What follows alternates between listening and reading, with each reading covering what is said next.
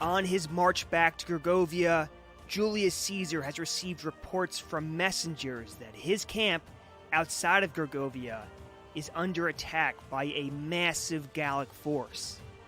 Only 2 Roman legions are struggling mightily to defend a camp meant to be protected by 6 legions. By the time Caesar receives word of this, many Romans have been wounded by arrows, javelins, and rocks, while the Gauls have seemingly endless supplies of manpower to refresh their forces with. And a big reason the outnumbered Romans are even able to keep the Gauls at bay is the artillery the Romans have, which Caesar says had been extremely useful against the Gallic attacks. At the end of the first day of attacks, Fabius, the legate in charge of the camp, is busy fortifying the camp and preparing for a new series of attacks the next day. That night is when Caesar receives we'll call it an SOS message from Fabius. And Caesar knows that time is of the essence, and that if he doesn't get there soon, the camp will fall, and with it, 2 of his precious legions will be exterminated. So the second Caesar receives this call for help from Fabius, he quickens the pace of the army. Marching through the night, they arrive back at the Roman camp before dawn. Just in time. Crisis averted. For now, at least. There's no end to the stressors for Caesar. Now, a quick reminder. In our last episode, the Aedui, one of Rome's staunchest Gallic allies in Free Gaul, went a little wild and started murdering and torturing and enslaving Roman citizens in vengeance for Caesar having massacred their cavalry and their nobles. Only this massacre of cavalry and nobles by Caesar was fake news. It never happened. And when the Aedui realized this, they sent envoys to Caesar to clear themselves, as Caesar says. But when you've done something really horrible to someone else, there's always going to be that part of your brain that feels just a little bit paranoid that the person you wronged might try to seek vengeance on you. Many of the Aedui feel this way. They think to themselves that there's no way Caesar forgives this one. He may be a forgiving guy, but even Caesar must have his limits, and he's going to march over here sooner or later and just start executing people who took part in these massacres of Roman citizens. So for these people of the Aedui, at least in their own minds, making up with Caesar is not really an option.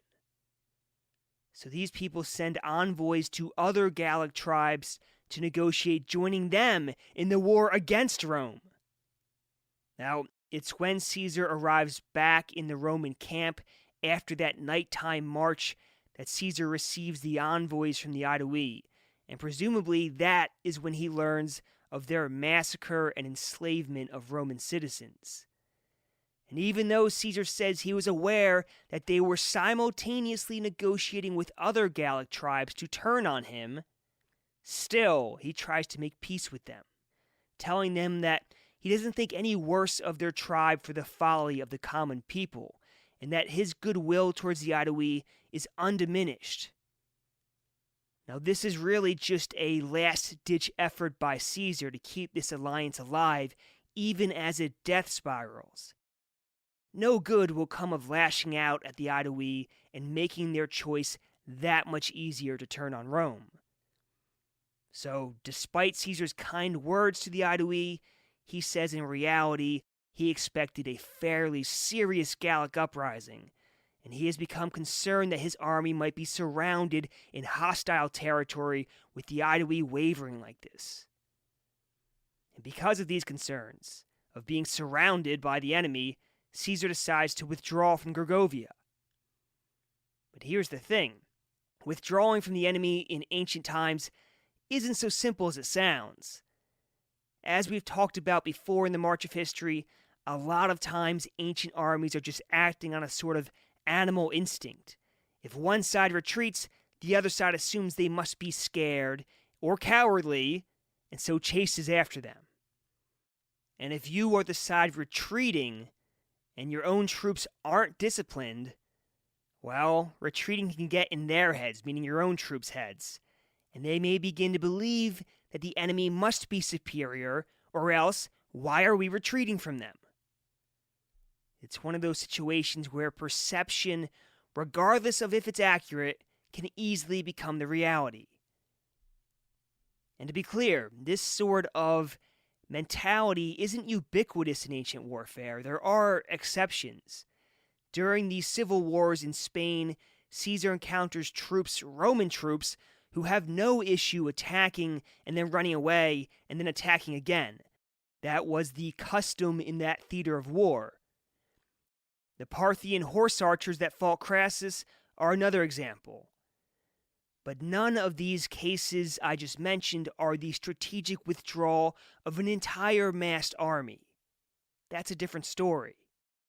In general, in ancient warfare, when armies are massed and facing off against each other, and one side begins to retreat, it's read as fear. Certainly it's that way in Gaul, especially when you've begun to put a city under siege, and then you give up on that siege and begin to retreat. So all of this is to say that Caesar has to be very mindful of all this in withdrawing his army from Gergovia. And Caesar's aware of this. He's aware the Gauls will have a propaganda field day if the perception is that they've chased off Julius Caesar, and men will flock to Vercingetorix's cause in even greater numbers. So Caesar is determined to get some kind of minor victory, even a symbolic victory, before departing, so he can claim to have inflicted a defeat on the Gauls and then have moved on, rather than having retreated. It's a way to save face, yes, but, as we said, in a world where perception can quickly become reality, saving face is important, not just an exercise in pride or egotism. So as Caesar mulls all of this over, he begins to tour the fortifications of the smaller of the two Roman camps. You'll remember this camp is on the hill that Caesar had taken at night, and he had then built a fortified camp on that hill, which he then connected to his main camp. Well, as Caesar was touring this smaller camp to oversee its fortifications, he notices something. A different hill that ascends up to Gergovia's city walls, which for days now had been covered in Gallic soldiers, is now nearly empty of Gallic soldiers. So Caesar interrogates some deserters about this, and they tell him there is yet another hill next to Gergovia, which Vercingetorix and the Gauls are terrified that Caesar will try to take.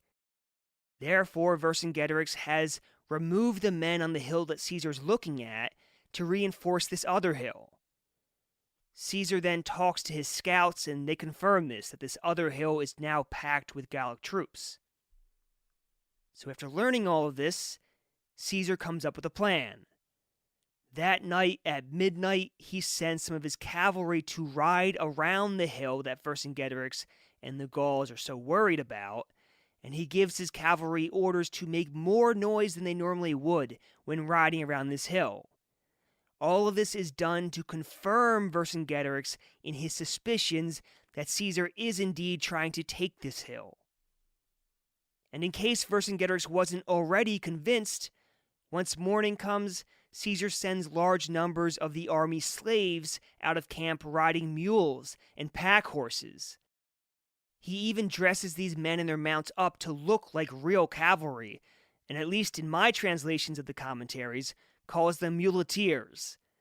So Caesar tells these muleteers to behave as much like cavalry as possible. He also adds some real cavalrymen into this force to add to the illusion. Now, this motley force then has orders to ride to the area of the hill Vercingetorix has been reinforcing by a roundabout way. The Gauls in Gergovia can see all of this. After all, Gergovia is on high ground. They can even look down from Gergovia into the Roman camps. But the Roman camps and troops are far enough away that the people of Gergovia can't make out details. So yes, they see some cavalry leaving the Roman camp, but they can't tell that it's really just a force of slaves riding mules. So the Gauls grow more concerned about an attack on this hill. Next, Caesar sends one of his legions to follow the muleteers. But as this legion is passing through some woods on low ground on their way to their destination, Caesar has them halt. Now the Gauls in Gergovia become even more concerned. They saw the legion follow the cavalry, they watched it go into the forest, and now they've lost track of it. Where'd it go?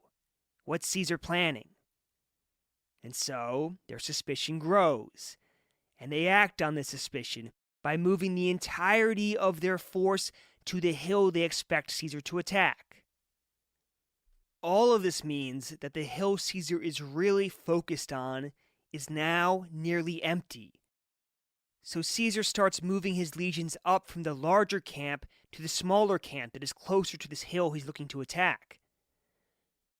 But rather than marching his troops in battle order, he has them moving in small groups, seemingly without purpose. He even has them cover up their emblems and battle standards. And this is all so that the Gauls looking down from Gergovia will not be tipped off to the attack. And once his army had gathered in the smaller of the two camps, Caesar calls his legates together, each of whom was given command over one legion, and tells them the plan. He stresses to them that they are to keep control of their men and to prevent the men from going too far forward in eagerness to fight or for booty. After this, Caesar gives the signal and his troops start climbing the hill. Meanwhile, Caesar sends the Aedui, who are still working with him at this point, to climb the same hill but from a different direction and to meet the Romans at the top of the hill. And about halfway up the hill, the Romans encounter a 6-foot wall of piled stones made by the Gauls. This barrier is largely undefended by the Gauls, so the legionaries easily climb over it.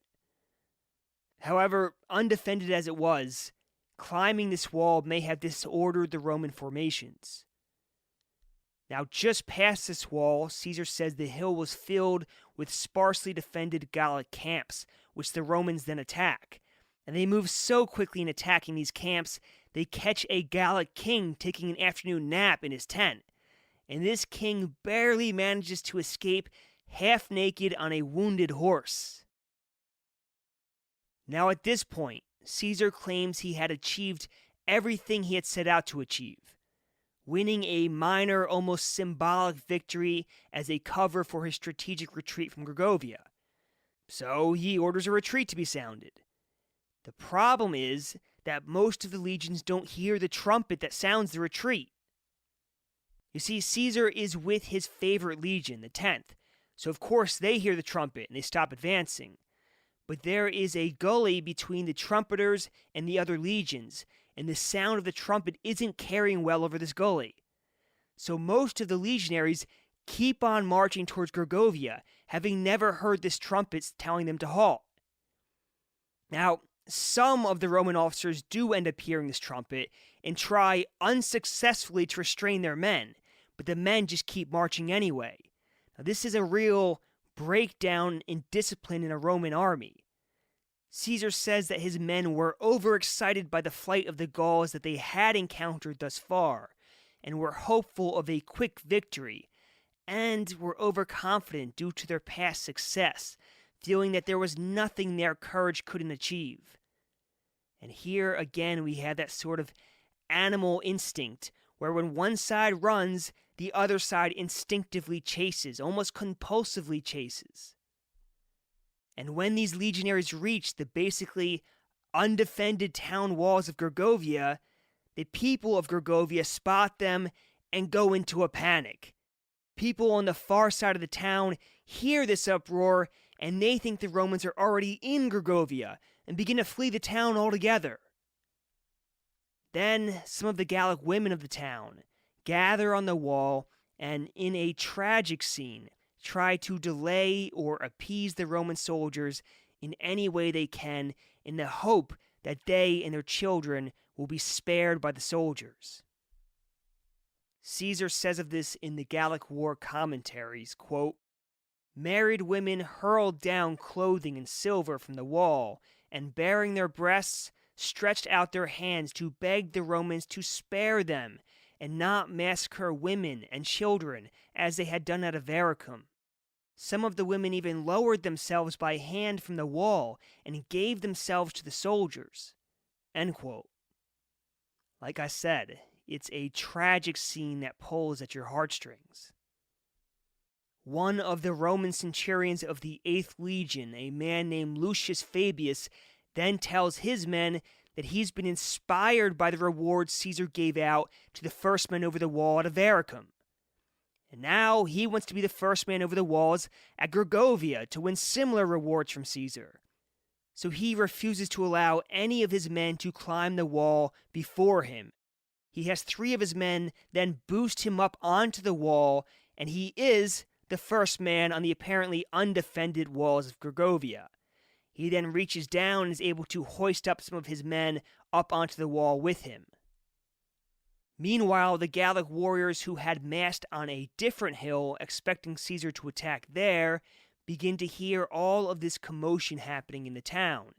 Then, a flood of reports come in, claiming the Romans had already captured Gergovia. Apparently, Vercingetorix doesn't believe this report, and he ends up sending the Gallic cavalry ahead to the site of the attack and orders the infantry to follow as fast as they can. And when they arrive at the base of the wall, every Gallic man takes up a position and starts fighting wherever he happens to arrive. Their numbers swell, and soon a large host of Gallic warriors is on the scene fighting the Romans. The Gallic women who, just a short time ago, were holding their hands out in supplication to the Roman troops, now begin calling on their own men and unbraiding their hair and bringing their children into view of the men. Now these were apparently Gallic customs to inspire their men to fight bravely and to remind them of what they are fighting for.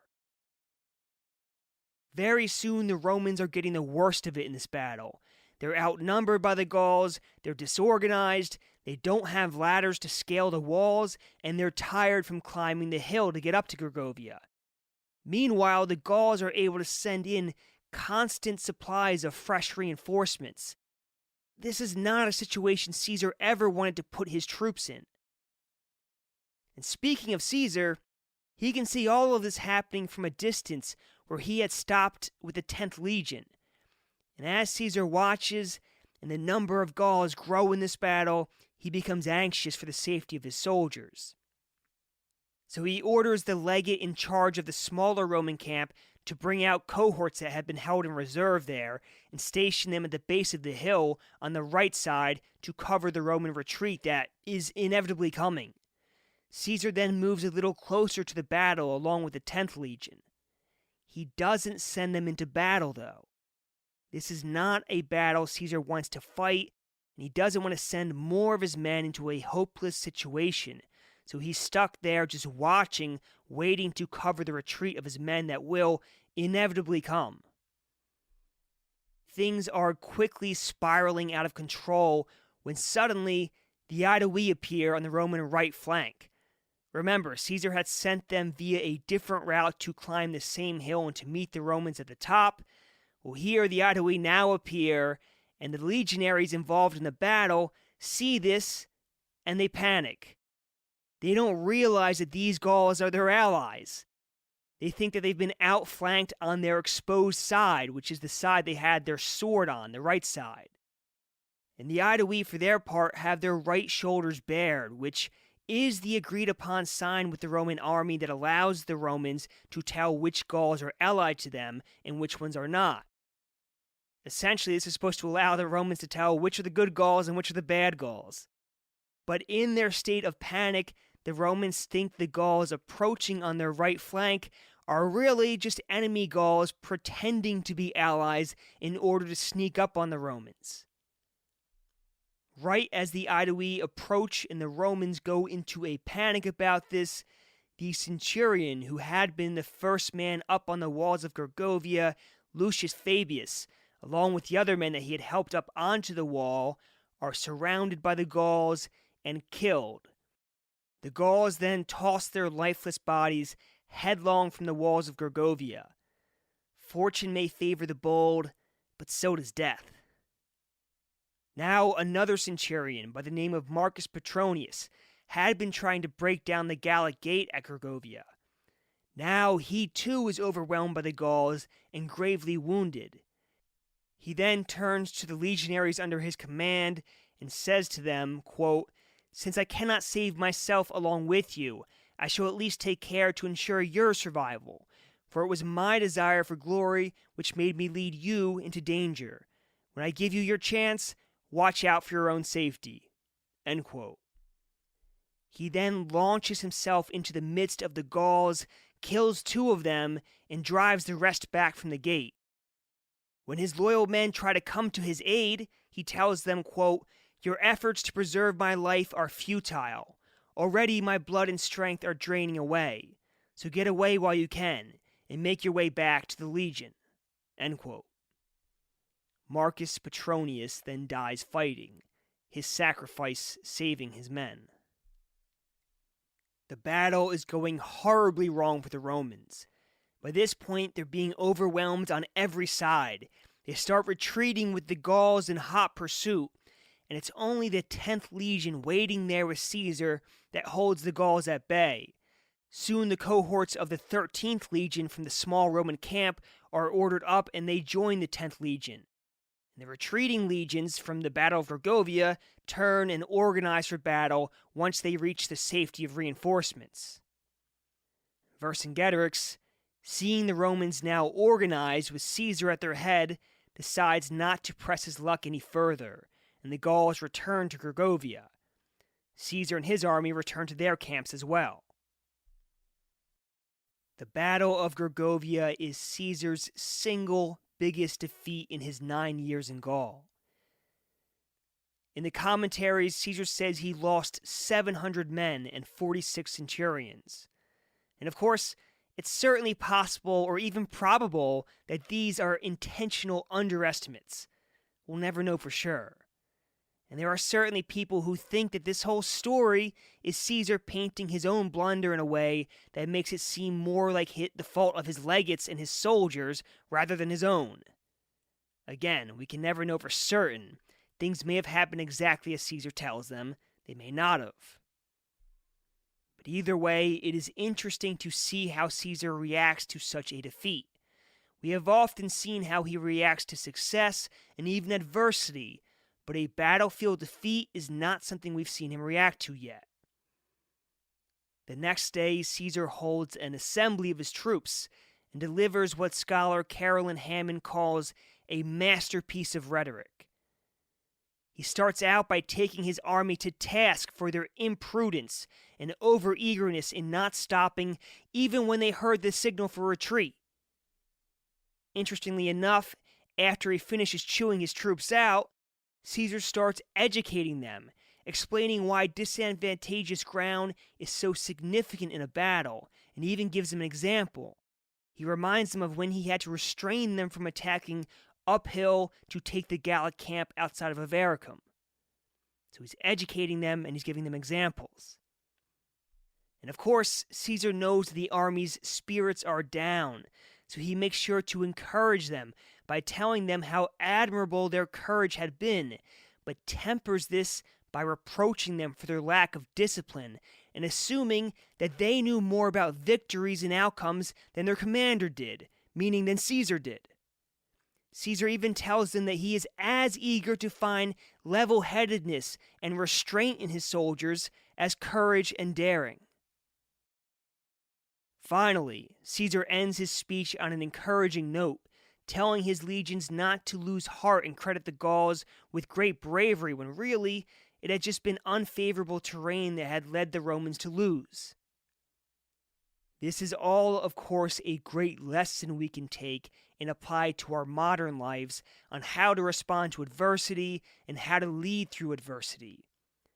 Caesar doesn't panic after the loss at Gergovia. He doesn't lose his self-confidence. He doesn't lose his temper either. Yes, he scolds his troops, but he also makes sure to teach them so it won't happen again, and takes time to encourage them, especially after a defeat. These are real skills that can be learned from and applied to modern leadership positions. Contrast Caesar's response to Gergovia with Crassus's response to Carrhae, and it's night and day. Now, to be fair to Crassus, Crassus' son did die at Carrhae, and Carrhae was a much more disastrous loss than Gergovia. But even still, Crassus' troops were depending on him to save them after that first disastrous day, and where was Crassus? Curled up under his cloak in a state of shock, unresponsive to the needs of his men, his army acting disjointedly and without a coherent plan and fleeing the Parthians. And I have great pity for Crassus, who, like I said, just lost his son. Really, his son had been murdered brutally, and his head had been stuck on a pike and paraded before Crassus. That is traumatizing. But in the end, Crassus led those tens of thousands of men into that desert, and it was his responsibility to lead them out of that desert, no matter how difficult things became.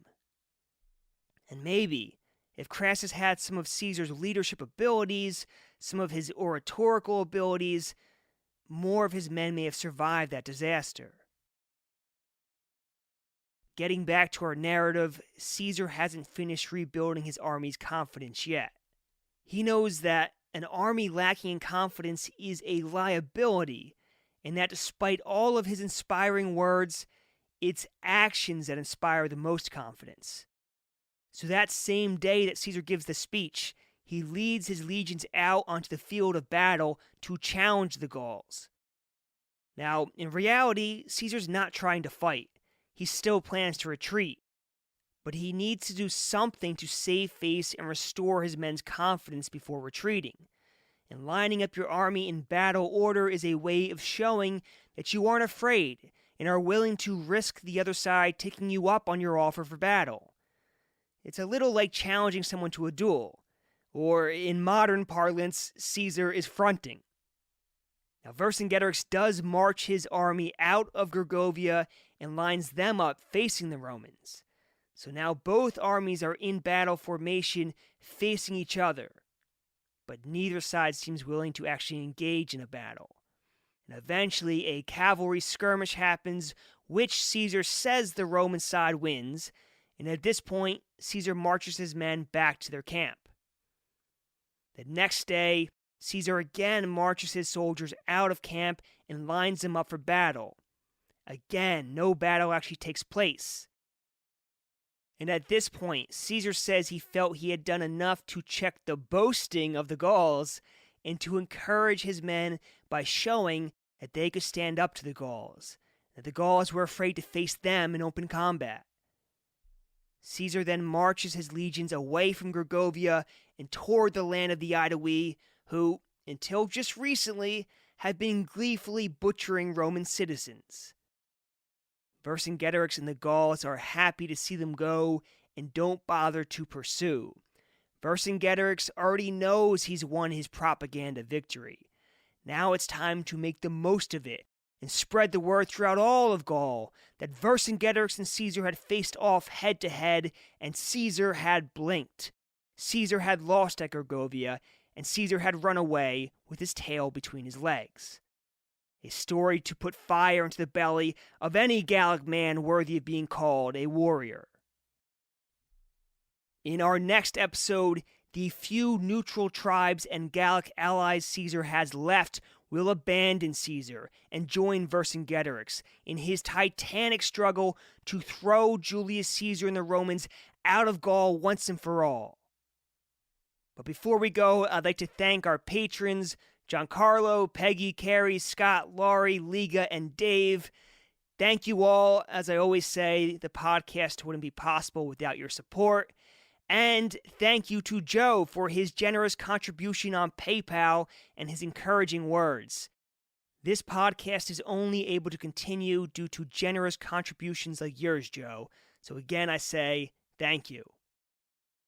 And in case you're looking to contribute to the March of History, you can do so on Patreon or PayPal. Both links are in the show notes or summary section of every single episode. And of course, don't forget to follow The March of History on Instagram. That's at The March of History for cool history videos from around Europe and around Rome and everywhere else in Europe that I've been to. We also have a 5-star review to read. Josh from Cape May says, "Brilliant. Recommended by my physical therapist, the eminent historian Dr. Lyle. Don't miss it." Well, thank you so much, Josh. I appreciate your review. And again, these 5-star reviews help The March of History to grow because when people search for history podcasts, as far as I can tell, it lists them in order of how many reviews they get and how high those reviews are. So the more 5-star reviews we can get, the more we can spread The March of History to a broader and larger audience. Finally, we have our end of episode quote. And this is not a quote from ancient history or even from centuries ago. It's a pretty recent one, but I think it's a great one.